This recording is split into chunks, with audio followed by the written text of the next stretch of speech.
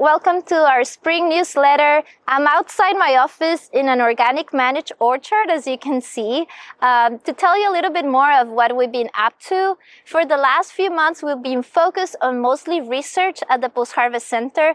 The main project that we've been doing is on mangoes, and we have been studying the shelf life of mangoes after a treatment with a specific type of sachet.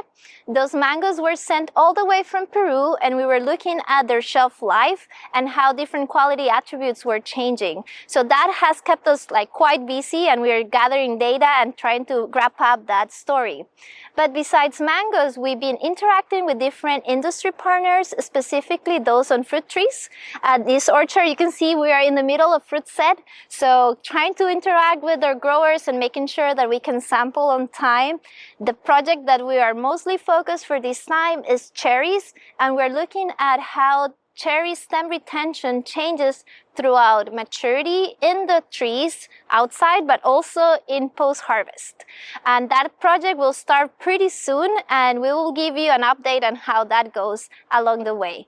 Besides research, we also been working on other different aspects of the Postharvest Center, and Irwin will tell you more about that. As you notice, he's not here with me because he's still out in Guatemala, but he will be telling you a bit of that type of work in just a moment. So thank you, take care, and let's keep in touch. Hello everybody, I'm here in a coffee farm in Guatemala as I'm leading a project related to the quality of coffee.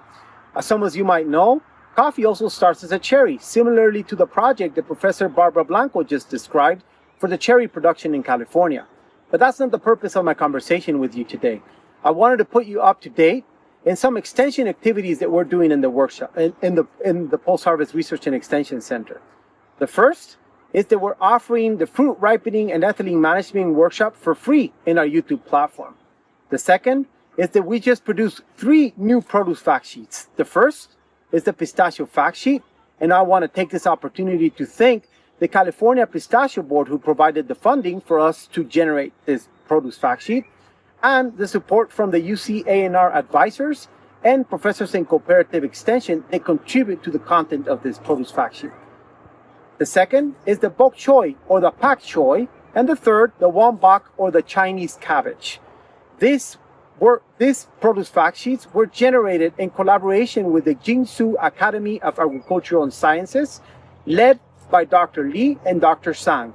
We're grateful to their contribution to this produce fact sheets. So we encourage you to please first go to our YouTube channel, and second, to visit our website and our produce fact sheets, as we have this new content readily available for all of you. Thank you.